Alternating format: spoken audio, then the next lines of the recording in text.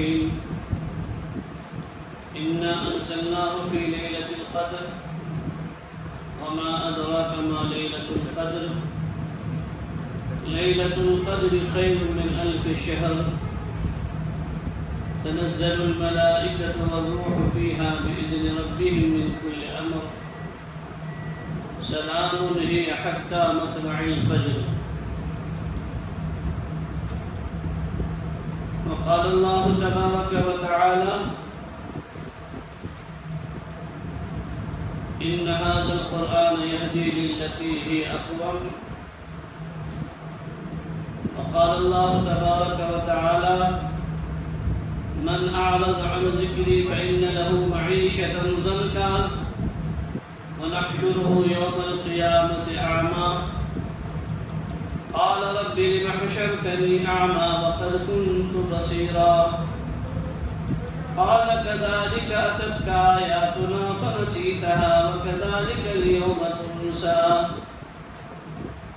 صدق الله العظيم. قال النبي صلى الله عليه وسلم إن الله يرفع بهذا الكتاب أقواما ويدع به آخرين أو كما قال النبي صلى الله عليه وسلم. اللهم صل على سيدنا محمد وعلى آل سيدنا محمد وبارك وسلم. اللهم صل على سيدنا محمد وعلى آل سيدنا محمد وبارك وسلم. اللهم صل على سيدنا محمد وعلى آل سيدنا محمد وبارك وسلم.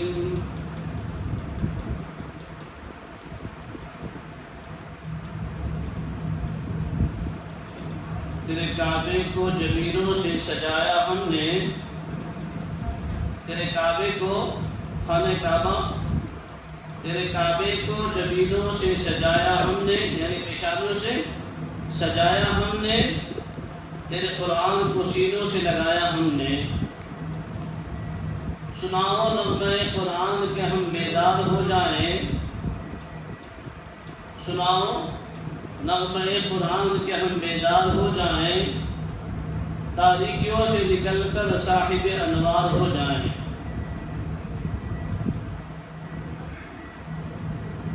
اور علامہ اقبال نے کہا ہے کہ جگہ جی لگانے کی دنیا نہیں ہے، یہ عبرت کی جاہیں تماشا نہیں ہے. جگہ جی لگانے کی دنیا نہیں ہے، یہ عبرت کی جاہیں تماشا نہیں ہے. غنیمت سمجھ زندگی کی بہار کہ آنا نہ ہوگا یہاں بار بار. انسان کو اللہ تعالیٰ نے ایک ہی مرتبہ دنیا میں بھیجا ہے اور ایک ہی بار دنیا سے رخصت ہونا ہے. دوبارہ جو زندگی دی جائے گی وہ روز محشر قیامت کے میدان میں پھر دوبارہ اٹھایا جائے گا، لیکن دنیا میں نہیں آنا ہے. دنیا میں شادی بیاہ نہیں ہے، فلمان کمانا نہیں ہے، پر حساب بلکہ صرف حساب و کتاب کے لیے روز محشر میں اللہ دوبارہ زندہ اٹھائیں گے. خوش نصیب ہے وہ انسان، خوش قسمت ہے وہ انسان کہ جس نے اس رمضان جیسے مقدس مہینے کو پایا اور اللہ رب العزت کے احکامات کے مطابق سرکار دو جہاں صلی اللہ علیہ وسلم کی شریعت و سنت کے مطابق اپنے اس پورے رمضان کو وصول کر لیا اور اپنی مغفرت کروا لی جس نے، وہ انسان کامیاب ہو گیا. ورنہ ہماری زندگیوں میں 30 سال کا رمضان آیا، 60 سال کا رمضان آیا، 50 سال کا رمضان دیکھا ہم نے. رمضان آتا گیا گزرتا گیا، ہماری کیا مغفرت کا سامان ہم نے کوئی اکٹھا نہیں کیا، جمع نہیں کیا. ہر ایک انسان اپنی اپنی زندگی کا جائزہ لے سکتا ہے کہ میرے رمضان کے مہینے اتنا، میری زندگی کے مہینے اتنے رمضان پائے ہیں، کیا میں نے ان رمضانوں کی صحیح معنوں میں قدر کی ہے کہ نہیں کی ہے؟ کہیں ایسا تو نہیں کہ بس ہماری زندگی میں رمضان تو آیا لیکن ہم رمضان میں داخل نہیں ہوئے.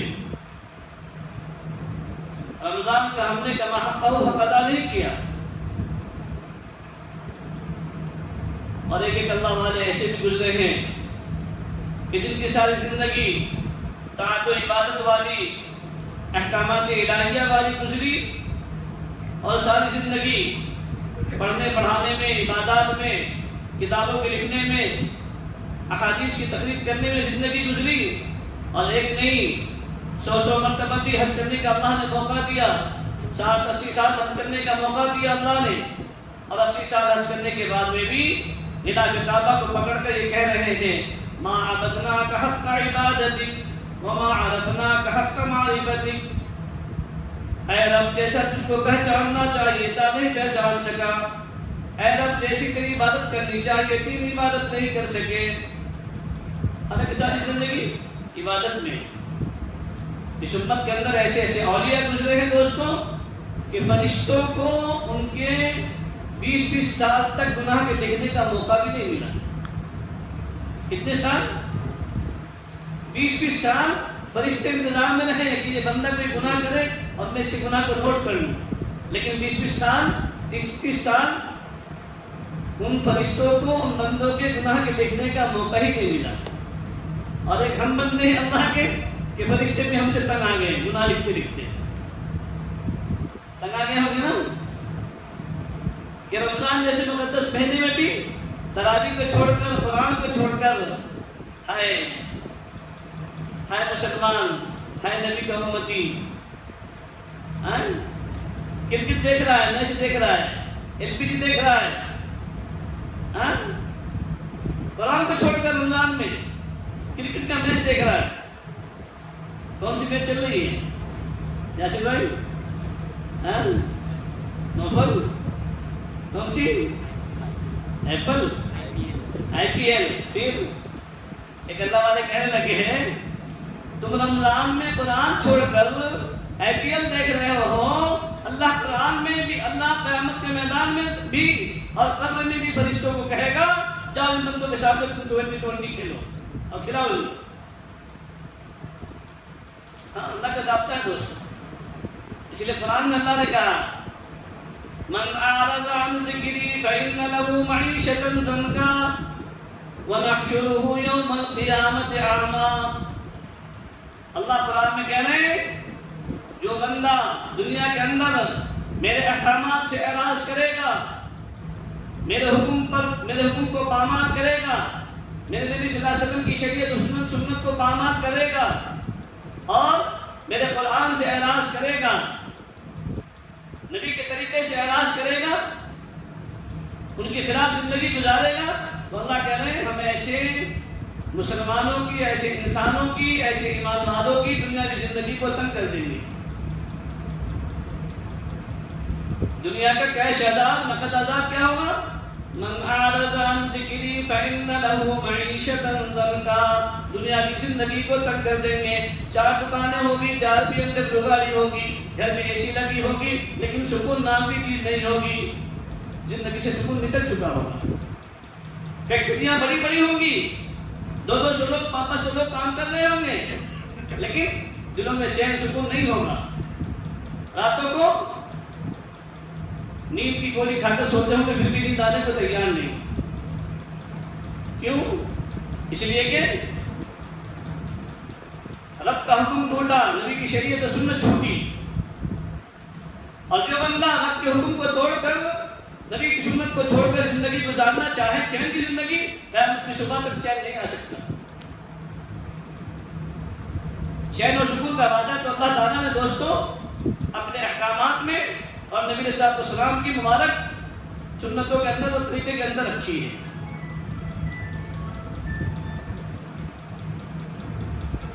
جس کی زندگی میں اللہ کے حکم، نبی کا طریقہ ہوگا ویسے انسان کامیاب ہے. تو دنیا کا کیش عذاب اللہ کہہ رہے ہیں کہ ہم دنیا کی زندگی کو تنگ کر دیں گے. بیوی بھی ہوں گی، بچے ہوں گے، لیکن ہر ایک طرف سے پریشانی ہوگی. کبھی میاں بیوی میں جھگڑے، کبھی بچے میں جھگڑے، کبھی باپ بیٹے میں جھگڑا، کبھی ماں بیٹی میں جھگڑا. دنیا کی زندگی تنگ ہے،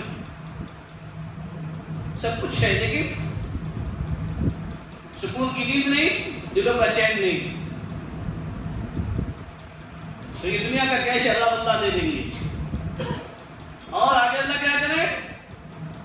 وَنَحْشُرُهُ يَوْمَ الْقِيَامَةِ أَعْمَىٰ. قیامت کے میدان میں ہم ایسے انسانوں کو اندھا اٹھائیں گے، نابینا اٹھائیں گے، دونوں آنکھیں بند ہوں گی.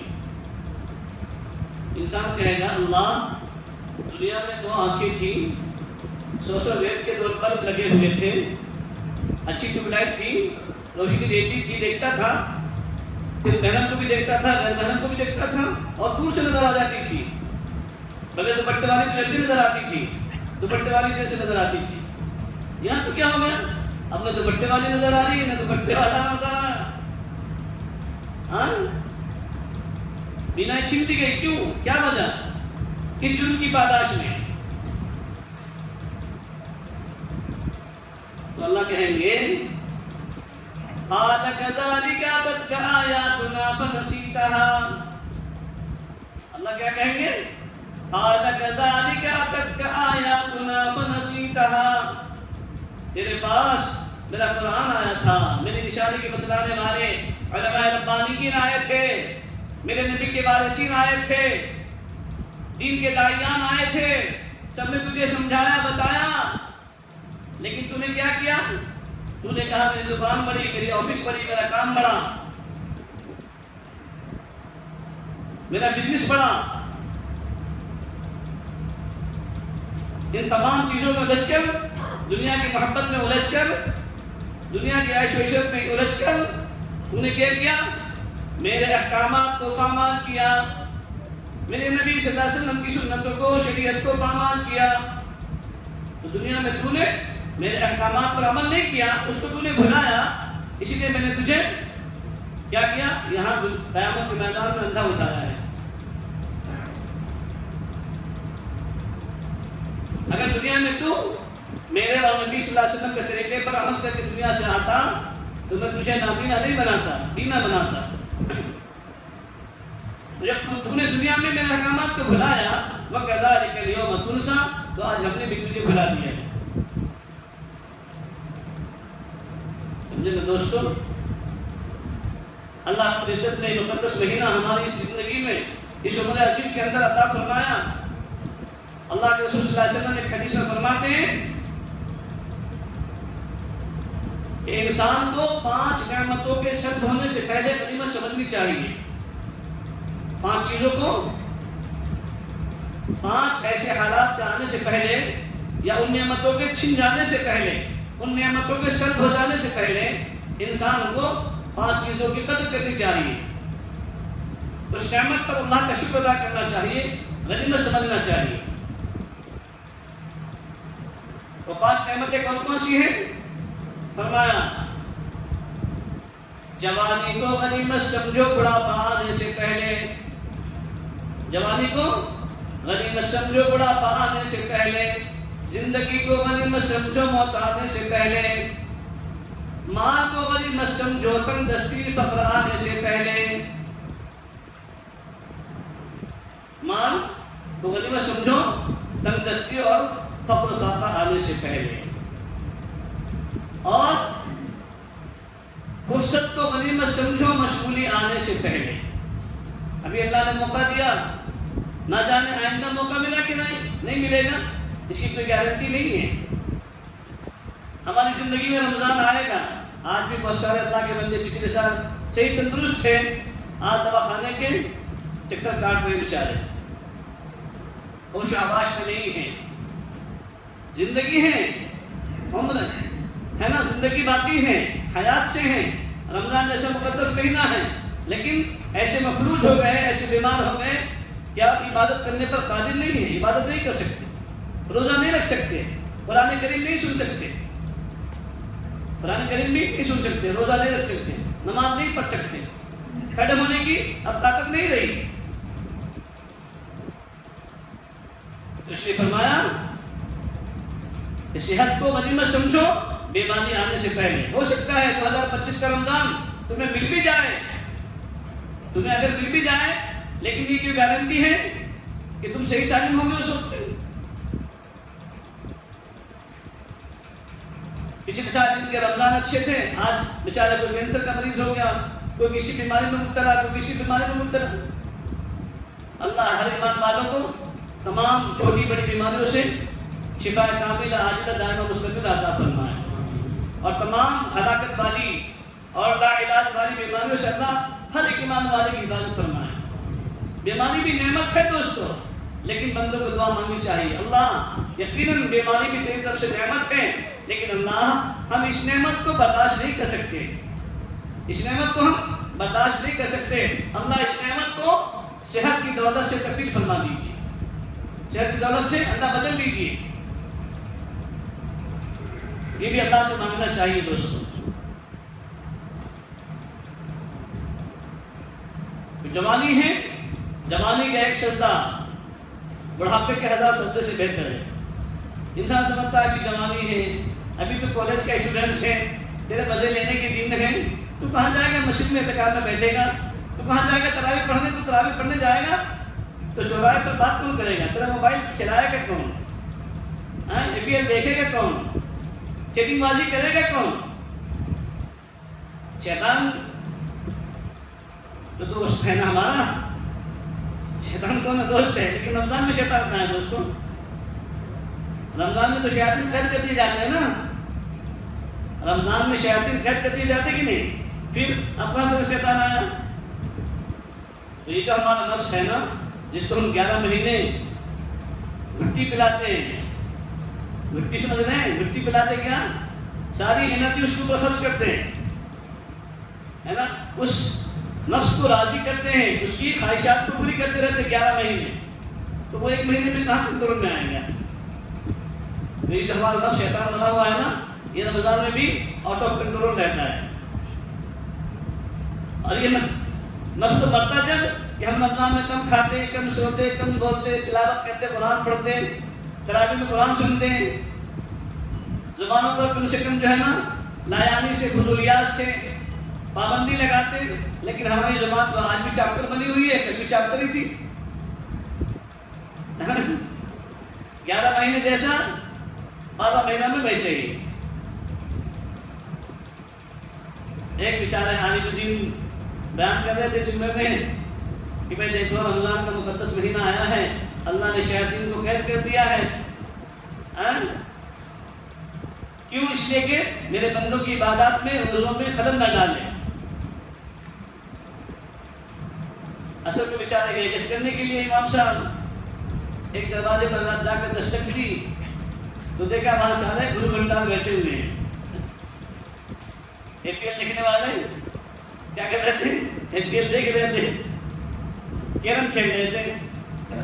امام صاحب دیکھ کر تعجب ہو گئے، تعجب میں پڑ گئے، ارے بھائی یہ کیا مان رہا ہے؟ رمضان کے مہینے میں اللہ شیاطین کو قید کر دیتے ہیں، اور میں نے ابھی جمعے میں بیان کیا، تم سن کر کے بھی آئے ہو، اور پھر تمہارا یہ حال۔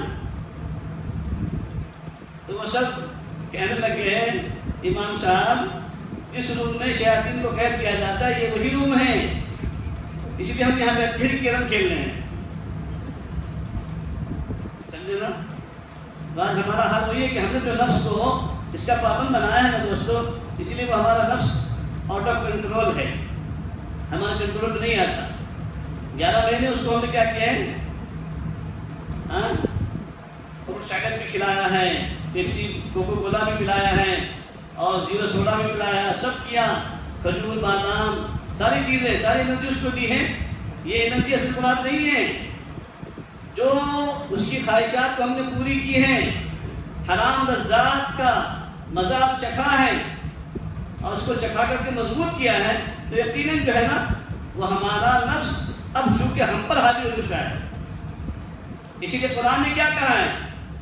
وَمَن يَعْشُ عَن ذِكْرِ الرَّحْمَنِ نُقَيِّضْ لَهُ شَيْطَانًا فَهُوَ لَهُ قَرِينٌ۔ وَمَن يَعْشُ عَن ذِكْرِ الرَّحْمَنِ نُقَيِّضْ لَهُ شَيْطَانًا فَهُوَ لَهُ قَرِينٌ، کہ جو بندہ اللہ کے ذکر سے اعراض کرتا ہے، اللہ کا ذکر نہیں کرتا، تو ایسے بندوں کا دوست، فرینڈ کون ہوتا ہے؟ شیطان ہو جاتا ہے۔ اللہ اس بندے کو اس فرینڈ کے حوالے کر دیتے ہیں۔ قرآن کہہ رہا، میں نہیں کہہ رہا ہوں۔ اور آج ہم سب ذکر سے غافل ہیں، ہے کہ نہیں غافل؟ کون ذکر کرتا ہے بتاؤ؟ کیا تصویرات کی پابندی ہماری ہو رہی ہے؟ یا جو کسی مشاہد سے اللہ والوں سے گئے تھے تو کیا ان کے اولاد و وظائف پورے ہوئے؟ نہیں، صرف رسمی چیز بن گئی ہے نا، رہ گئی رسم اذان، روح بلانی نہ رہی۔ اذان تو ہوتی ہے، علامہ اقبال نے غالب نے کہا ہے نا کہ تکبیر تو اب بھی ہوتی ہے مسجد کی فضا میں، اے انور جس ضرب سے دل ہل جاتے تھے وہ ضرب لگانا بھول گئے۔ ایک زمانہ وہ تھا حضرت شیخ الحدیث مولانا زکریا علیہ الرحمہ کے پاس میں ایک انسان آیا، 3 دن تک کوشش کرتا رہا ملنے کی، رمضان کا مہینہ تھا، جب بھی دیکھو حضرت عبادت میں، جب بھی دیکھو تلاوت میں، نماز میں، قرآن میں لگے ہوئے ہیں۔ آیا کہنے لگ گیا، او مولانا زکریا کیا میں آپ کو نفرت دکھلا رہا ہوں؟ 3 دن ہو گئے میں بیٹھا ہوں انتظار میں، رمضان تو ہمارے پاس میں بھی آ گئے ہیں لیکن تمہارے پاس بخار جیسا رمضان نہیں کیسا؟ رمضان تمہارے پاس میں آیا بخار بن کر کہ جب دیکھو اسی میں لگے ہوئے ہو، اسی میں لگے ہوئے ہو۔ کہا کہ بھائی دیکھو یہ رمضان بندوں سے ملنے کا نہیں ہے، اللہ سے ملاقات کا مہینہ ہے، اللہ سے ملنے کا مہینہ ہے نا۔ پھر بات ہوتی رہی، اس بعد انہوں نے کہنے لگا جتنا تم ذکر کرتے ہو مجھ کو اس سے اچھا ذکر کرنا آتا ہے۔ کہا اچھا کیسے کرنا آتا ہے؟ انہوں نے شروع کیا لا الہ الا اللہ لا الہ الا اللہ۔ حضرت شیخ نے ایک ضرب لگائی، اللہ، بے ہوش ہو کر گر گیا نیچے، بے ہوش ہو کر نیچے گر گیا، 6 گھنٹے بے ہوش رہا۔ ایک ضرب پہ دوسری ضرب لگتی تو جنت میں پہنچ جاتا تھا انہیں، ہے نا۔ دوسری ضرب اگر لگ جاتی تو جنت البقیع میں پہنچ جاتا تھا وہ۔ جیسے موسیٰ علیہ السلام نے کتے کو کیا کیا تھا؟ ایک گھسا مارا تھا نا تو جہاں بھینک ہو گیا تھا، وہ موسیٰ علیہ السلام نے کی بھینک مارا تھا کتے کو۔ ویسے حال ہمارا آج ہے کہ ہم کرتے تو ہیں لیکن رسمی طور پر دوستوں دل کی کیفیت بنی نہیں تو اللہ کا ذکر ہماری زبان سے ویسا ہوتا نہیں جیسا ہونا چاہیے۔ حالانکہ فضائل اعمال میں بار بار سن چکے ہیں، ذکر کرنے والا انسان زندہ، ذکر نہ کرنے والا انسان مردہ۔ ہاں ذاکرین کی مثال زندوں کی ہے اور نہیں کرنے والوں کی مثال مردوں کی سی ہے۔ تو اللہ نے مقدس مہینہ ہمیں عطا کیا، خوش نصیب ہے وہ انسان جس نے اب تک کے جتنے دن چلے گئے، پہلا عشرہ بھی چلا گیا، کتنی دیکھو اسپیڈ کے سامنے گن رہے تھے، آنے والا آنے والا، استقبال رمضان کی بات مسجدوں میں ہے نا، بازاروں میں بھی چلتے چلتے رمضان آنے والا ہے، 2-4 دن کی بات میں آئیں گے انشاءاللہ خوشی کے ساتھ میں، روزے رکھیں گے، تراویح پڑھیں گے اور کپڑے لائیں گے، فلاں کریں گے، فلاں کریں گے، یہ باتیں ہوتی رہی، دیکھتے دیکھتے رمضان میں آیا اور چلا بھی گیا۔ اب کتنے دن رہ گئے مشکل سے 4-5 دن، بس یہ بھی چلا جائے گا ایسے ہی گنتے گنتے ہی۔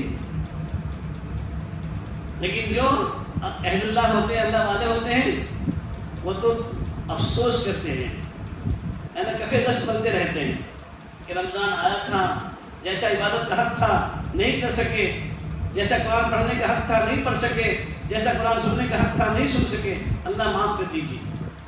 ہے نا دوستوں، افسوس کے ندامت کے آنسو بہاتے رہے۔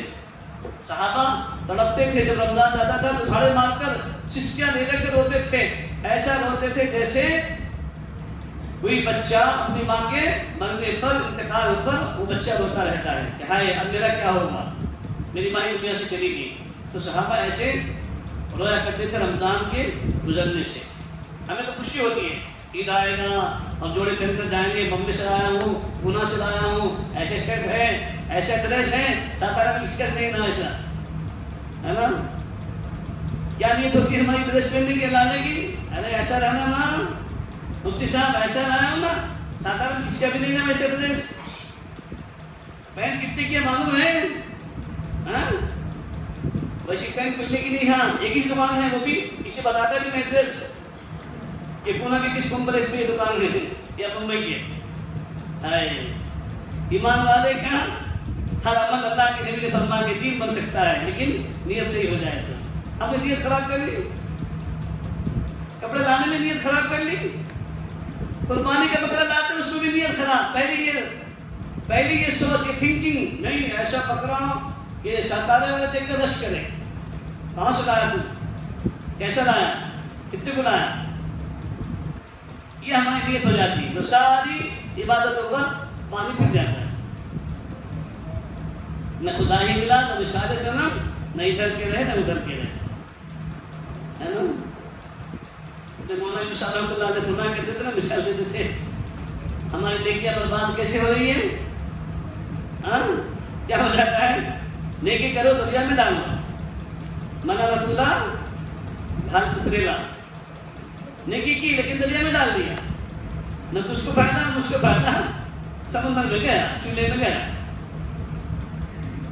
تو یہ نیت مت کرو نا دوستو، اسی نیت سے لاؤ اللہ تو نے بہرحال نعمت دی ہے، تو نے مال دیا ہے، تو مال کو تحدیث نعمت کے طور پر استعمال کرنا بھی تو نے حکم دیا ہے، لیکن اللہ فخر کرنے کے لیے ڈریس نہیں پہنوں گا، بلکہ تیرے نبی کی سنت کو زندہ کرنے کے لیے تیرے نبی نے فرمایا، تو نے کہا کہ اگر استعداد ہے، کیفیت ہے نا، کیپیسٹی ہے، اچھے سے اچھا نیا جوڑا لاؤ پہنو، اگر نہیں استعداد ہے تو جو کپڑوں میں اچھا کپڑا وہ پہن لو، تو اللہ تو نے دیا ہے اور تیرے نبی کی حدیث سے تیرا شکر ادا کرتے ہوئے لا رہا ہوں، لیکن اللہ کہیں ایسا نہ ہو کہ میرا نفس مجھے بنا دے اور مجھ کو کبر میں، گھمنڈ میں، فخر میں مبتلا کر دے، اللہ اس کی حفاظت کرنا۔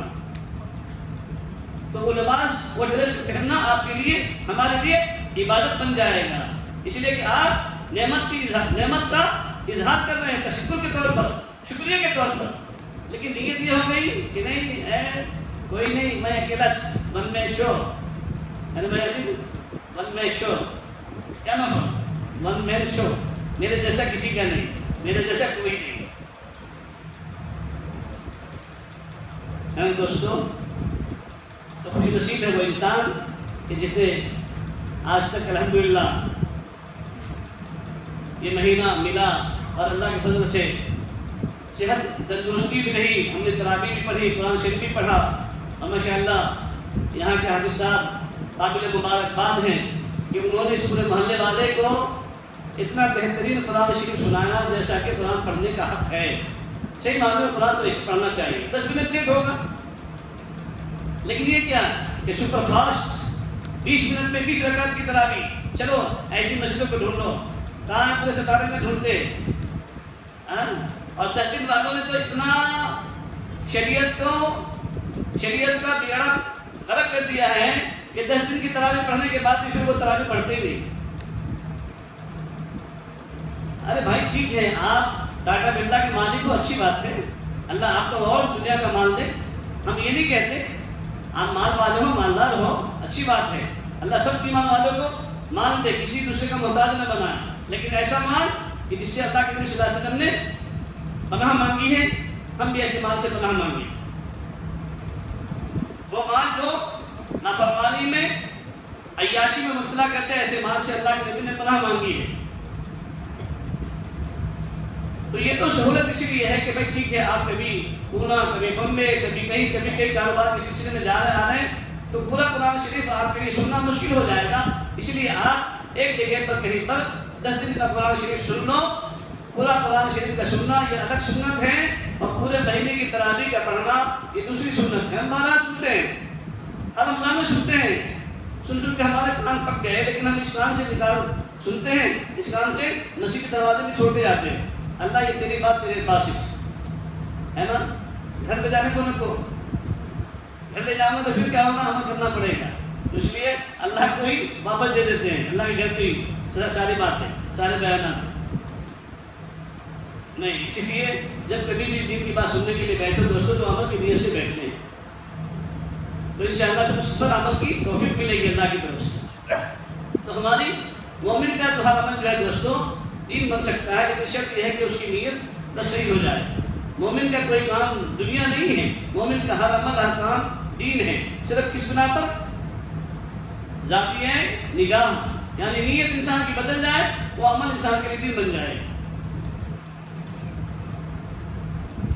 تو قابل مبارکباد ہے آپ تمام اہل محلہ کی اور حافظ صاحب کی کہ ماشاءاللہ انہوں نے بہت دل جمی کے ساتھ میں، استقامت کے ساتھ میں اور اطمینان سکون کے ساتھ میں رکوع سجدہ بھی، اتحیات بھی، ورنہ میں ابھی چونکہ 2 سال سے اب میں تھوڑا مریض کا شکار ہو گیا، بی پی وغیرہ کی وجہ سے 2 سال سے تراویح میں نے چھوڑ دی ہے، تو تراویح پڑھتا ہوں جگہ جگہ پر، کہیں باہر بھی یہاں بھی جانا ہوتا ہے، اکثر جگہوں پر اطمینان نہیں ہوتا، کہیں کا قرآن صحیح ہے تو تعطیل احکام نہیں ہے نا، ایک مرتبہ بھی سبحان ربی اعلیٰ نہیں کہتے کہ فوراً جو ہے نا، اور آدھے سے یوں ممال نہیں ہوتی، یہ مرغی کی ٹھونگ ہے، نماز کی چوری ہے، لکھا ہے کتابوں میں نا، سب سے بڑی چوری نماز کی چوری ہے۔ وہ چوری کیا؟ کتابی احکام کا صحیح طور پر ادا نہ کرنا، یہ نماز کی چوری ہے۔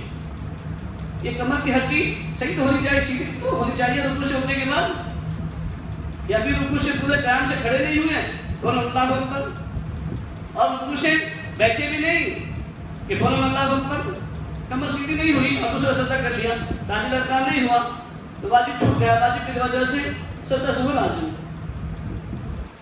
اب ایک 20 رکعت پڑھ رہے ہیں، 20 رکعت میں ہماری کتنی غلطی ہو رہی ہے پھر؟ تو پڑھانے والوں کو بھی چاہیے کہ بھائی ہم دنیا والوں کو، انسانوں کو خوش کرنے کے لیے نہیں بلکہ اللہ کو خوش کرنے کے لیے ہم تراویح پڑھائیں اور قرآن پڑھیں۔ دنیا والے تعریف کریں یا کیا کریں، بددعائیں دیں یا لعن و طعن کریں، کوئی پرواہ نہیں۔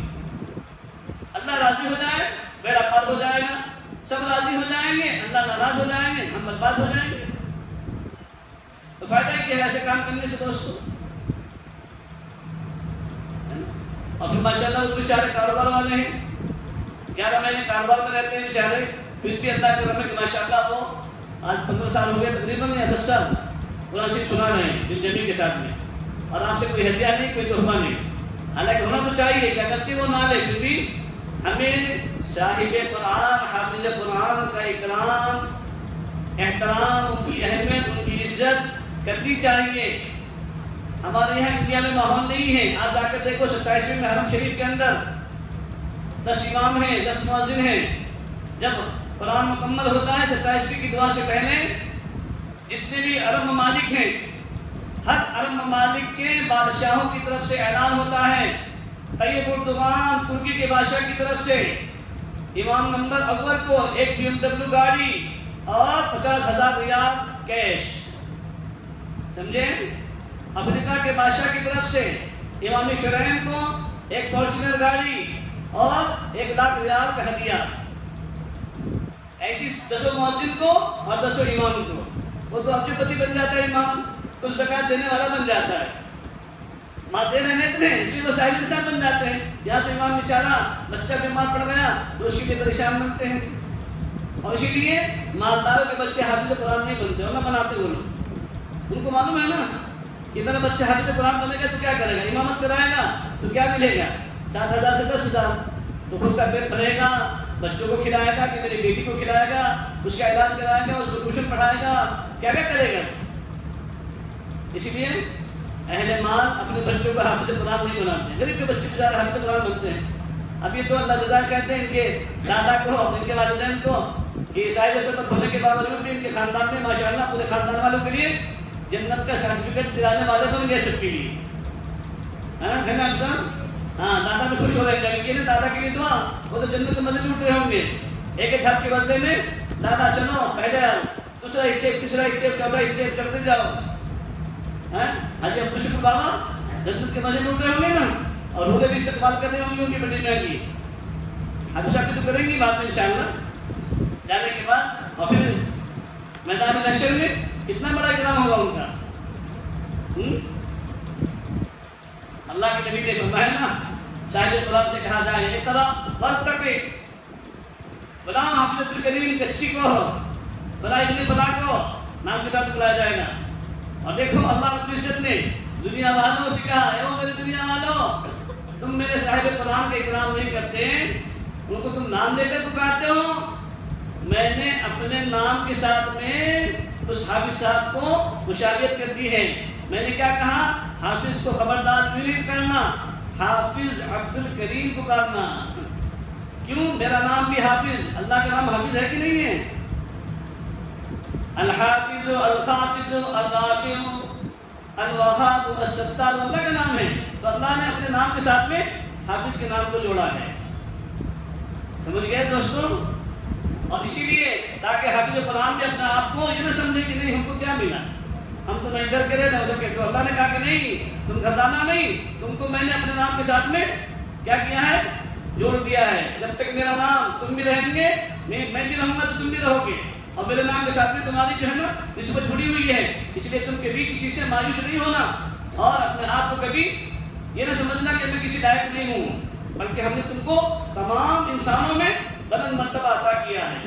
ہم نے اس نعمت سے تم کو نوازا ہے کہ جس نعمت کو قبول کرنے سے زمین نے انکار کر دیا، آسمان نے انکار کر دیا، ایسی بڑی نعمت عظمیٰ سے ہم نے تم کو نوازا ہے. ابھی پڑھانا امام صاحب نے عشاء کی نماز میں اِنَّا عَرَضْنَا الْأَمَانَةَ عَلَى السَّمَاوَاتِ وَالْأَرْضِ وَالْجِبَالِ فَأَبَيْنَ أَن يَحْمِلْنَهَا وَأَشْفَقْنَ مِنْهَا وَحَمَلَهَا الْإِنسَانُ. 22 پارے کے اندر کہ اللہ کہہ رہے ہیں کہ ہم نے اس امانت کو زمین پر پیش کیا، اس نے بھی اس کے بوجھ کو برداشت کرنے سے انکار کر دیا، آسمان نے بھی انکار کر دیا، لیکن حضرت انسان یا حافظ قرآن انہوں نے کیا کیا؟ قبول کر دیا اس کو ذمہ داری کو اٹھانے کے لیے کہ اللہ ہم اس ذمہ داری کو اٹھائیں گے.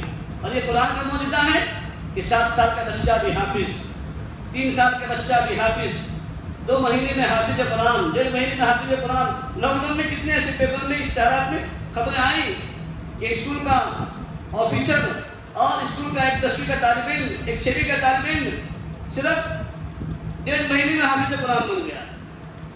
کتنے میں؟ 1.5 مہینے میں. 1.5 سال میں 7 سال میں کوئی تعجب کی بات نہیں، 1.5 مہینے میں حافظ قرآن. یہ معجزہ کس کا ہے دوستو؟ قرآن کا معجزہ. اسی لیے اللہ نے کہا نا اِنَّا نَحْنُ نَزَّلْنَا الذِّكْرَ وَإِنَّا لَهُ لَحَافِظُونَ. ہم نے اس قرآن کو نازل کیا اور ہم اس کی حفاظت کرنے والے ہیں. کون حفاظت کرنے والے ہیں؟ اللہ رب العزت. اس کے ذریعے سے یہ حافظ قرآن کے انسانوں کے سینے میں قرآن کو محفوظ کر کے اللہ رب العزت فرما رہے ہیں کہ ہم اس کتاب کی، اس قرآن کی حفاظت کریں گے قیامت تک. آپ دیکھو دنیا سے چھوٹا سا پمفلیٹ، چھوٹا سا چیپٹر کسی کتاب کو اٹھا کر آپ مہینے، 2 مہینے، 4 مہینے نہیں 4 سال اس کو رٹو، قیامت کی صبح تک آپ اس کے حافظ نہیں بن سکتے. اور نہ کسی کتاب کے آتے کھلے ہیں، چاہے تورات، زبور، انجیل، صحیفے یا جتنی بھی اور دیگر کتابیں ہیں، دیگر مذاہب کی بھی کہیں ملے گا آپ کو کوئی حافظ قرآن ملا ہے؟ نہیں. کوئی کسی رامائن کا بھی نہیں اور کوئی کسی دیگر آسمانی کتاب کا بھی حافظ نہیں بن سکتا. یہ قرآن صرف ایک ہی واحد کتاب ہے کہ جس کا حافظ پوری دنیا میں آج الحمدللہ موجود ہے. جب انگریزوں نے قرآن کریم کو مٹانے کی کوشش کی، کتب خانے جلا دیے، لوگوں نے کہا تم کتنی لائبریری جلاؤ گے؟ 1-2 لائبریریاں نہیں ہیں، لاکھوں لائبریریاں ہیں. بولے کہاں لاکھوں لائبریری؟ سب سے بڑا مدرسہ دیوبند کا ہے. چلو ٹھیک ہے وہاں جائیں گے. علامہ انور شاہ کشمیری رحمۃ اللہ علیہ بہت بڑے مہندس گزرے ہیں، اللہ ان قبر کو کروڑا کروڑ رحمت نازل فرمائے. انگریزوں سے مقابلہ کرنے کے لیے کھڑے ہو گئے. کیا چاہتے ہو؟ کہا ہم یہ چاہتے ہیں کہ اس ملک میں دین اسلام باقی نہ رہے، اس لیے ہم مدارس کو ختم کرنا چاہتے ہیں اور مدارس کی جتنی بھی لائبریریاں ہیں، جتنی بھی کتابیں ہیں، چاہے قرآن ہو، حدیث ہو، جو بھی ہو، ہم سب کو جلانا چاہتے ہیں تاکہ یہ مدارس مٹ جائیں. مدارس مٹ جائیں گے تو اسلام مٹ جائے گا دنیا سے. اللہ اکبر کبیرہ. انگریزوں کے سامنے مقابلہ معمولی بات. علامہ احمد شاہ کشمیری دیوبند کے شیخ الحدیث اکیلے کھڑے ہو گئے. کہا انگریز تیرے آنکھ میں آنکھ ڈال کر کہہ رہا ہوں، تو ایک نہیں 1 کروڑ لائبریریاں دنیا میں جہاں کہیں بھی ہیں، چاہے وہ مصر میں ہو، جامعہ ازہر کا مدرسہ ہو، دیوبند کا ہو، لکھنؤ کا ہو، سہارنپور کا ہو، جتنے بھی دنیا میں مدارس پھیلے ہوئے ہیں ساری لائبریریاں جلا دیں. علامہ انور شاہ اکیلا زندہ ایسے 1 لاکھ نہیں 1 کروڑ لائبریریاں تیار کر سکتا ہے. 1-2 نہیں 1 کروڑ لائبریریاں تیار کر سکتا ہے. حافظ قرآن تو نہیں تھے لیکن حافظ حدیث اتنے تھے کہ کون سی حدیث کس کتاب کے اندر کس پیج پر لکھی ہوئی ہے آپ صرف پوچھو، ایک اس کا ورڈ کون بتاتے تھے. جب بازار میں چلتے تھے کام میں کاپی ڈالتے تھے. کیوں؟ راستے پہ چلوں گا، کسی کی گاڑی، کسی کی کوئی بات تو پڑ جائے گی تو یہاں پر سب نوٹ ہو جاتی تھی، حفظ یاد ہو جاتا تھا. ان کے بارے میں واقعہ ان کے خود بیٹے بھی کہتے ہیں اور ہم نے سنا بھی کہ جس بات کو وہ سن لیتے تھے تو 40 سال تک بھولتے نہیں تھے. 40 سال تک. آج آپ کی بات ہوئی نا، برابر وہ تاریخ کے ساتھ، گھڑی کے ٹائم کے ساتھ اس جگہ کے ساتھ میں 40 سال کے بعد میں وہ بتا سکتے تھے آپ کو کہ آپ کی میری گفتگو فلاں مسجد میں فلاں جگہ پر فلاں ٹائم پر فلاں تاریخ میں فلاں وقت میں ہوئی تھی. اتنا ان کا ذہن قوی تھا.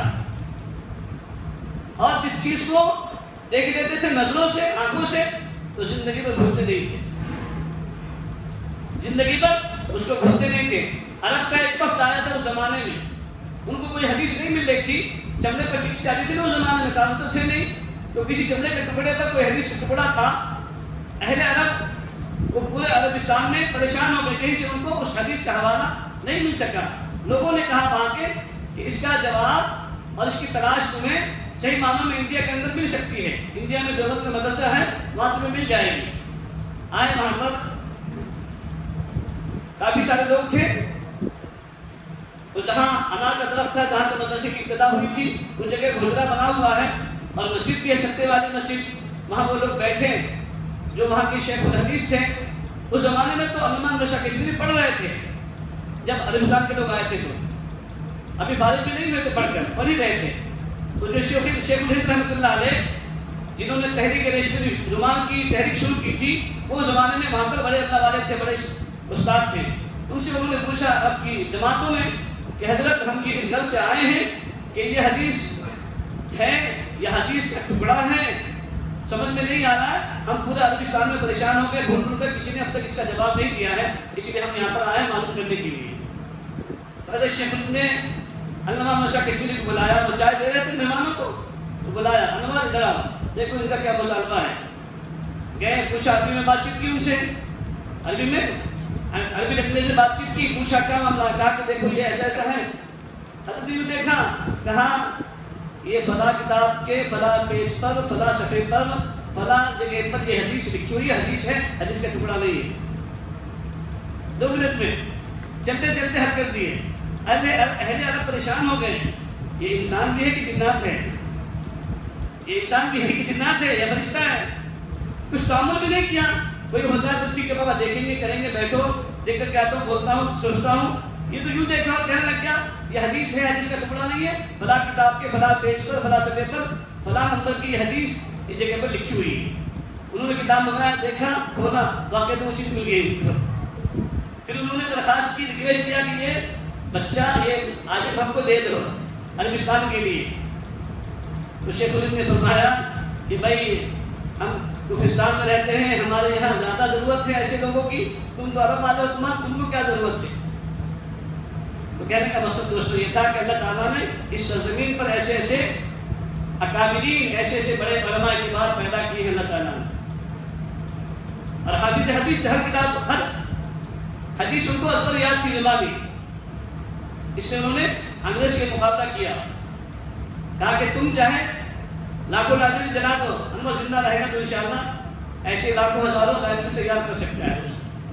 تو یہ قرآن کا معجزہ ہے کہ ماشاءاللہ قرآن آج تک بھی من نوعاً جیسا اترا ہے جیسا نازل ہوا ہے ویسے قرآن شریف ماشاءاللہ آج بھی سینوں میں محفوظ ہے. کتابوں میں تو ہے ہی ہے نا لیکن سینوں میں بھی اسی طریقے سے محفوظ ہے. انگریزوں نے وہیں پر دیوبند کو سنبھالنے کے لیے کیا. ایک چھوٹے سے بچے کو بلایا. بلانے کے بعد پوچھا کہ تم کیا کرتے ہو یہاں پر. کہا کہ میں حافظ قرآن ہوں. حافظ قرآن سمجھ میں نہیں آیا. بولے حافظ قرآن بولے تو کیا. بولے پورا قرآن میرے سینے میں پاٹ ہے. سمجھے پورا قرآن میرے سینے کے اندر محفوظ ہے. تو انگریز کو تعجب ہوا. کہا اچھا سناؤ دیکھیے کہ کیسے پڑھتے ہو کیا پڑھتے ہو. قرآن شریف سنانے شروع کیا. الف لام سے شروع کیا اور 6-7 گھنٹے میں سورہ ناس پر پہنچ گئے. ایک سورت آئی تبت ادا کی تو بچے نے پڑھنا شروع کیا. جب پورے قرآن میں کہیں لقمہ بھی نہیں لگا اور کہیں اٹکا بھی نہیں وہ بچہ تو انگریز نے اس کو اٹھانا چاہا. کہا بیٹا تبت یدا ابی لہب و تب. بچے نے پڑھا تو انگریز نے کہا بیٹا تبت نہیں تبت ہے. بچے نے کہا قیامت کی صبح تک ایسا نہیں ہو سکتا.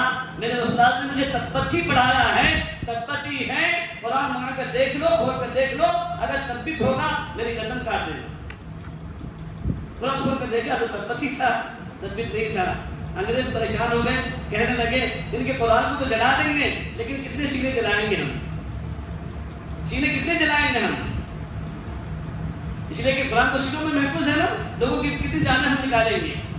اس لیے تو غالب نے کہا نا علامہ اقبال نے غالباً یہ قول محمد قول خدا فرمان نہ بدلا جائے گا، بدلے کا زمانہ لاکھ مگر قرآن نہ بدلا جائے گا۔ قرآن دوستو جیسا کل تھا ویسے ہی آج بھی ہے اور قیامت تک ویسے ہی رہے گا۔ آج مسلمان، ہم ساری امت اور ساری دنیا کے لوگ اہل ایمان خصوصاً جو پریشان ہیں، اس کی سب سے بڑی وجہ یہی ہے کہ احکامات الہیہ کو، قرآن کے احکامات کو ہم نے بسے کچھ ڈال دیا ہے، قرآن کو ہم نے چھوڑ دیا ہے، قرآن سے رشتہ ہم نے توڑ دیا ہے، قرآن سے ہم نے منہ موڑ دیا ہے۔ اسی لیے آج ساری دنیا کے مسلمان ذلیل و خوار ہیں۔ اللہ نے خود قرآن میں فرمایا وَاعْتَصِمُوا بِحَبْلِ اللَّهِ جَمِيعًا کہ اگر تم اللہ کی رسی کو مضبوطی سے پکڑ لو گے تو یاد رکھو تمہارے ہاتھ سے یہ رسی چھوٹ تو سکتی ہے لیکن ٹوٹ نہیں سکتی، اس لیے کہ میرا قرآن اتنا مضبوط ہے۔ اگر تمہارا رشتہ اس قرآن سے ایسا مضبوط ہو جائے گا تمہیں پھر دنیا کی کوئی طاقت تمہارا بال بیکار نہیں کر سکتی۔ لیکن آج ہر جگہ پر، ہر جہاں کئی مسلمان پریشان اس لیے ہیں کہ ہم قرآن کے احکامات پر عمل نہیں کر رہے ہیں، قرآن کی تلاوت سے ہم کوسوں دور ہیں، قرآن پڑھنے سے پڑھانے سے ہم سب غافل ہو چکے ہیں۔ اور بار بار یہ رمضان آتا ہے، یہ ہمیں ہولی کرتا ہے نا، ہمیں ریمائنڈ کرتا ہے کہ تم قرآن پڑھنے والے بنو، قرآن سمجھنے والے بنو۔ اسی لیے تو بار بار قرآن آتا ہے دوستو، رمضان آتا ہے اور رمضان میں قرآن سنتے ہیں۔ تو قرآن کا میسج، قرآن کا پیغام یہی ہے حافظ قرآن کے سنانے کا بھی کہ آپ بھی کم سے کم اگر 2 بچے ہیں تو ایک بچے کو آپ ڈاکٹر بناؤ، انجینئر بناؤ، اور ایک بچے کو کم سے کم آپ حافظ قرآن بناؤ۔ انشاءاللہ دنیا بھی بن جائے گی اور آخرت بھی سر ہو جائے گی انشاءاللہ، ہے نا۔ اگر کوئی ایک بچہ حافظ قرآن بن گیا تو پھر کیا جنت کے اندر مزے ہی مزے، ہے نا۔ ایسے 10 لوگ کہ جس کے اوپر جہنم واجب ہو چکی ہوگی اللہ بنائیں گے۔ حافظ عبدالکریم ابن حاجی اقبال ابن عبدالشکور کہاں ہے؟ آؤ چلو، تمہارے کوئی لوگ ایسے رشتے دار ہیں کہ جس پر جہنم ہو چکی ہے، جہنم میں جل رہا ہے، تو لاؤ ابھی لاؤ، کس چیز کو بخشوانا چاہتے ہو؟ ابھی کہے گا تو اللہ میرا ایک دوست تھا، جگری دوست، لنگوٹیا یار، پہلے اس کی یاد کرے گا، ہے نا سر، پہلے اس کو یاد کریں گے۔ نہیں، اللہ بولے کہ پہلے وہ نہیں، پہلے تمہارے خاندان میں سے 10 لوگ کو لاؤ جو جہنم میں جا چکے ہیں یا جہنم کے لیے جن کے لیے فیصلہ ہو چکا ہے، ایسے لوگوں کو پہلے بتلاؤ، اشارے کرو یا تو لسٹ لاؤ۔ ابھی کہیں گے ان کے پاس تو ماشاءاللہ ان کے خاندان میں تو سب بخشے بخشائے لوگ ہیں نا انشاءاللہ، ہے نا۔ ہاں، میں جو نماز کا پابند، تہجد کا پابند، اذان دینے والا شکر بابا کو ہم نے خود دیکھا 10-15 سال مدینہ مسجد میں فجر کے اذان دیتے تھے، بیچارے تہجد گزار تھے، پھر کے پردادا بھی ویسے ہی، دادا ابا سارے ویسے ہیں ماشاءاللہ۔ بہرحال تو اللہ ایسا جو ہے نا ان کو بلائیں گے، ان کو خود بتائیں گے، کہیں گے چلو لے کے جاؤ فلاں کو فلاں کو، پھر یہ کہیں گے اللہ میاں ایک میرا دوست بھی ہے ایسا جو تھوڑا کبھی کبھی میرا مذاق بھی کرتا تھا لیکن بہرحال میرا دوست تھا۔ ہاں، لیکن اگر تنقید کیا ہوگا، اعتراض کیا ہوگا، چاہے وہ چچا ہو، چاہے وہ باپ ہو، چاہے وہ خالو ہو یا ماموں ہو یا رشتے دار ہو، اگر اس نے کہا ہوگا حاجی اقبال کو، ارے اقبال حاجی صاحب کئی کو اس کو حافظ بناتے ہیں، کیا ہونے والا حافظ بنا کر؟ تو اللہ کے نبی نے فرمایا پھر اگر حافظ قرآن اس بندے کی سفارش کریں گے بھی، اگر اس کو جہنم واجب ہو چکی ہوگی اور یہ حافظ قرآن کہے گا اللہ نہیں میرا چچا ہے، سکا چچا ہے، یا میرا بھائی ہے، سکا بھائی ہے، میری سفارش اس کے حق میں قبول فرما لے، اللہ کہیں گے نہیں حافظ صاحب اس کی بات چھوڑ دو، اس کے علاوہ جس کی بھی بات کرو تمہاری بات مانی جائے گی، لیکن وہ نہیں، کیوں؟ پھر یہ پوچھیں گے اللہ خود ایسے کیوں؟ تو اللہ کہے گے تجھے معلوم بھی ہے جب تجھے تیرے ابا تیرے دادا مدرسے میں ڈال رہے تھے نا، تیرا فلاں خاندان، تیرے خاندان کا فلاں انسان، فلاں خالو یا فلاں ماموں یا فلاں جو تیرا چاچا یا فلاں جو بھی ہے، اس نے تجھے حافظ قرآن پڑھنے سے روکا تھا، تیرے باپ کو منع کیا تھا، تیرے دادا کو منع کیا تھا، مخالفت کی تھی حافظ قرآن پڑھنے سے، اس نے اعتراض کیا تھا۔ اس لیے جو تیرے قرآن کا معترض ہو، حافظ قرآن پڑھنے پر جس نے اعتراض کیا ہو، تیری سفارش اس کا میں قبول نہیں کروں گا، سمجھے گا۔ اس لیے اگر کوئی حافظ قرآن بن رہا ہے تو اور دعا کرنی چاہیے اور اس کی ہمت افزائی کرنی چاہیے دوست، ہے نا۔ اور ان کے گھر والوں کو بھی کہنا چاہیے کہ بہت اچھا آپ نے کام کیا، کم سے کم اپنی ایک اولاد کو تو آپ نے حافظ قرآن بنا دیا ہے دوستوں۔ یہ تو چھوڑ کر ہم کیا کرتے ہیں اور ان کی مزید کمر کو توڑ دیتے ہیں، ہمت کو کس کر دیتے ہیں۔ ارے تم بولے کیا بولے، ایک ہی بیٹا اور مدرسے میں ڈال دے تم نے، حافظ بنا رہا، کیا ہونے والا اس سے، مولوی بنا رہا، کیا ہونے والا اس سے؟ نہیں، یہ مولوی ہے جو اسلام میں، حافظ ہے جو اسلام میں اور دین ہے، یہ چلے جائیں گے ختم ہو جائے گا دین، سمجھے نا دوستوں۔ اس لیے اپنی اولاد کے لیے نیت کرو، انشاءاللہ ہم حافظ قرآن بنائیں گے. اور اللہ پاک نے یہ مقدس مہینہ دیا، عبادتیں کی ہیں، اور آج کی رات شب قدر کی رات ہے نا. اس رات میں ہم کیا کرتے ہیں؟ 27 کا ٹھیکہ اللہ نے سرٹیفکیٹ دیا 17 کے مسلمانوں کو. 17 کے نہیں بلکہ 17 کے مسلمان صرف 27 کو جاگیں گے. بولتے کہ نا پہلا روزہ 15 کا روزہ اور بڑا روزہ 27 کا. تیرے باپ نے لایا ہے 27 کا بڑا روزہ. نبی نے کبھی نہیں کہا کسی حدیث میں کہ 27 کا روزہ بڑا، پہلا ننا، بچا یا گڈا اور پھر 27 کا 60 کا. یہ کہیں ہے ہم نے اس کو بنا لیا. ارے بھائی ہر روزہ ہے. اور پھر نبی نے کہا نا کہ بھائی شب قدر تلاش کرنی ہے تو آخر کے پورے اشرے میں تلاش کرو. 27 کو حضور نے کہاں فرمایا؟ حدیث میں اختلافات ہیں، لیکن آپ اس کے لیے سب سے بہتر اس لیے تو حضور صلی اللہ علیہ وسلم نے پوری زندگی حضور کا یہ عمل رہا کہ آپ علیہ السلام نے کبھی اعتکاف والے عمل کو چھوڑا نہیں ہے، ناغہ نہیں کیا. ایک دفعہ ناغہ بھی ہو گیا، چھوٹ گیا تھا کسی مجبوری کی وجہ سے، تو اللہ کے نبی نے دوبارہ شوال میں اس کی قضا کی ہے، اعتکاف کی. اتنی اہمیت تھی حضور صلی اللہ علیہ وسلم کے دلوں کے اندر اعتکاف کی. آج مسلمان کے دلوں میں اعتکاف کہا نہیں، بولے وہ عبدالرشید ہے نا وہ اعتکاف کریں گا، اس نے ٹھیکہ لگا رکھا ہے کیا؟ تم نہیں کر سکتے، ہم نہیں کر سکتے، ہم مسلمان نہیں کیا؟ پھر ہم کو جنت میں جانا نہیں. اللہ کے نبی کہہ رہے جس نے ایک دن کا بھی اعتکاف کیا، ایک دن کا، تو اس کے اور جہنم کے درمیان اللہ تعالیٰ 3 خندق کا فاصلہ کر دیں گے. 3 خندق بولے تو ایک خندق کا فاصلہ جتنی زمین آسمان کا فاصلہ ہے نا، اتنا جہنم کا فاصلہ کر دیں گے اللہ تعالیٰ اس خندق کے لیے اور جہنم کے درمیان. ایک دن کے اعتکاف کرا. 3 دن کے اعتکاف کریں گے تو کتنے ہو گئے؟ 3 دیا. اور اگر 10 دن کا کر لیا تو 10 دن کا کر لیا تو 30 خندقوں کا فاصلہ. اور ایک خندق کا فاصلہ کتنا؟ اس کی مسافت زمین آسمان کے درمیان اتنی لمبائی ہے. سمجھے نا دوستوں؟ اس لیے ہم اعتکاف کی سنت کو بھی زندہ کریں. اور یہ اعتکاف اللہ کے نبی صلی اللہ علیہ وسلم نے فرمایا کہ اعتکاف معتکف جو ہوتا ہے اعتکاف کرنے والا اس کو شب قدر مل ہی جاتی ہے. وہ سویا ہوا ہے تو بھی اس کو شب قدر مل گئی، جاگا ہوا ہے تو پھر تو نور نہ لالو. لیکن دونوں ہاتھ میں لڈو ہے معتکفین کے، ہے نا؟ دونوں ہاتھ میں لڈو ہے. آپ کیا سوئے تو بھی شب قدر ملی آپ کو، اور اگر جاگے تو بھی ملی، دیکھتے تو بھی ملی. شب قدر ملنی ہے، اس کو مل جاتی ہے معتکفین کو. اور معتکفین تو بہت ساری ہے نا، بہت ساری نقلیات سے، لایانی سے اللہ تعالیٰ اس کی حفاظت فرما لیتے ہیں. اس لیے کہ مسجد کی ماحول فرشتے کا ماحول ہے. باہر رہیں گے تو کوئی نہ کوئی گناہ تو ہو ہی جاتا ہے. سڑک پہ چلے کوئی نہ کوئی نظر غلط پڑ گئی، لیکن یہ اللہ کے گھر میں ہے. نظر کی حفاظت ہو گئی، زبان کی حفاظت ہو گئی، کان کی حفاظت ہو گئی، ہے نا، ہاتھوں کی، زبانوں کی، نفس کی حفاظت ہو گئی. اور پھر بہت سارے وہ کام کہ ہم نہیں کر رہے ہیں پھر بھی اللہ ہمارے لیے اس کا ثواب لکھوا رہا ہے فرشتوں کے ذریعے سے. اب جنازہ نہیں جا سکتے، لیکن جنازہ پڑھنے کا ثواب ہم کو یہاں بیٹھے بٹھایا مل رہا ہے. مسجد کے اندر بیٹھے وہ ثواب بھی مل رہا ہے، یہاں کا ثواب بھی مل رہا ہے نا. بیمار پڑ گیا کوئی، عیادت کرنے نہیں گئے، یہاں بیٹھے بٹھایا تھا کہ نہیں جتنا ثواب اس کو وہاں جانے سے ملنا چاہیے تھا اتنے ثواب اس کے نام اعمال میں لکھ دیں. کیوں؟ اس لیے کہ یہ نبی کی سنت پر عمل کر رہا ہے، میں گھر میں بیٹھا ہوا اعتکاف میں تو اتنا ہی ثواب بالکل کمی نہیں کی جاتی. سمجھے نا دوستوں؟ ہاں. اور یہ ہمارے تمام اللہ والے مشائخ کا آج سے نہیں، حضور کے زمانے سے لے کر یہ سلسلہ چلا ہوا آیا ہے. اجتماعی اعتکاف کا بھی، انفرادی اعتکاف کا بھی. ہر مسجد کے اندر تو اعتکاف ہونا ہی چاہیے، لیکن اعتکاف کو پہلے سیکھنا بھی چاہیے کہ اعتکاف کیسے کرنا ہے، اعتکاف کے آداب کیا ہے، اعتکاف کے لوازمات کیا ہے، اعتکاف کے سنن کیا ہے، اعتکاف کن چیزوں سے فاصل ہو جاتا ہے. ہر چیز کی ٹریننگ دنیا میں ہے کہ نہیں ہے دوستوں؟ آپ کالج سے فارغ پی ایچ ڈی کر لیتے ہیں، ڈی ایڈ کر لیتے، بی ایڈ کر لیتے، فوراً ٹیچنگ کی نوکری لگتی ہے کیا؟ سر لگتی ہے؟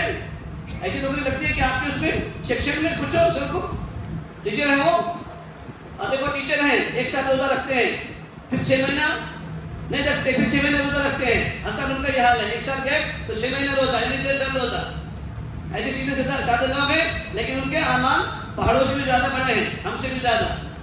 بظاہر وہ ٹیچر ہیں، اب آج اللہ کی توفیق سے آ کے آپ کی مسجد میں اوپری کے پاس ان کا گاؤں ہے، چھوٹا سا گاؤں دیہات ہے، لیکن پابند ہے 100 صلات کی ماشاء اللہ. کبھی کسی کا 1 روپیہ نہیں، کبھی رشوت کا کوئی پیسہ اسکول میں کالج میں نہیں، اور 1 سال میں 4 سال روزہ رکھتے ہیں۔ میں نے منع کیا کہ بھائی آپ ایسا مت کرو، ہمارے تاریخ کے اندر جو ہے نا سیرت کے اندر لکھی ہوئی یہ چیز ہے کہ حضرت داؤد علیہ السلام میں روزہ رکھتے تھے، صوم داؤدی، لیکن کب 1 دن روزہ رکھتے تھے، 1 دن چھوڑتے تھے، 1 دن رکھتے تھے، 1 دن کرتے تھے۔ یا تو ایسا کر لو، لیکن ٹھیک ہے کرتے ہیں تو آپ 1 سال روزہ رکھو اور پھر اگلے سال کیا کرو، ناغہ کر لو۔ انہوں نے کہا کہ حضرت نہیں ہو سکتا، کم سے کم 6 مہینے کی اجازت۔ میں نے کہا ٹھیک ہے 6 مہینے میں 3 مہینے کر لو، 1 سال روزہ رکھو، 1 سال 3 مہینے رکھو، پھر اگلے سال پورا سال رکھو۔ آج لوگ سب پر چل رہے ہیں، آدمی ایسے بھی لوگ دنیا میں ہیں، کر کے اللہ دنیا چلا رہا۔ اور بظاہر دیکھنے میں کیا ہے، وہ ٹیچر ہے، دیکھو سارے جیسے ہے کہ ہمارے جیسے داڑھی ٹوپی پگڑی تو لوگ بولنا چاہتے ہیں، پھر کیا سمجھتے ہیں، بولے کیا ہے ایسے چاہیے نا۔ کسی کو ہلکا نہیں سمجھنا، کسی ایمان والے کو ہلکا نہیں سمجھنا، حقارت کی نگاہ سے نہیں دیکھنا، اور دین کے بھی کسی شعبے کی تنقید اور تحقیق دلوں کے اندر نہیں لانا، اور کسی کے بارے میں بلا وجہ بدگمان بھی مت ہونا۔ ایک واقعہ بھی پڑھتے پڑھا میں، بائزید بستامی رحمۃ اللہ علیہ نہر کنارے تفریح کرنے گئے تھے، تو دیکھا ایک لڑکا ایک لڑکی جوان بیٹھے ہوئے ہیں دریا کنارے، اور سامنے ایک بوتل رکھی ہوئی ہے۔ دیکھنے کے ساتھ ہی بدگمانی ہو گئی، دل میں سوچا کہ ایک جوان لڑکا جوان لڑکی سامنے بوتل رکھی ہوئی ہے اور سورج غروب ہونے کا ٹائم ہے، ہو نہ ہو یہ شاید ان کا گناہ کرنے کا ارتکاب ہے، اور انتظار میں کہ سورج غروب ہو اور شراب پیے اور پھر جو ہے ہم اپنی زندگی میں مست ہو جائیں گنہگاری کے اندر، بدکاری کے اندر۔ یہ دل میں فوراً گمان آیا، لیکن اللہ والے تھے، فوراً جو ہے نا دل میں بات کھٹکی، کیوں بدگمان کیوں ہو گیا، یہ کیوں بیٹھے کیا معلوم، پہلے پوچھ اس سے کیوں بدگمانی کر۔ قریب گئے، جوان کو بولا بیٹا کیوں یہاں بیٹھا ہے؟ کہا حضرت یہ میری بہن ہے، میں بھائی ہوں۔ کیا کہا؟ حضرت میری بہن ہے، میں بھائی ہوں، ہم دونوں بھائی بہن ہیں، روزے دار ہیں، ہم دونوں بھی روزے سے ہیں، اور پانی بوتل کی پانی ہے، انتظار میں کہ سورج غروب ہو ہم دونوں بھائی بہن افطار کریں اور پھر اپنے گھر جائیں۔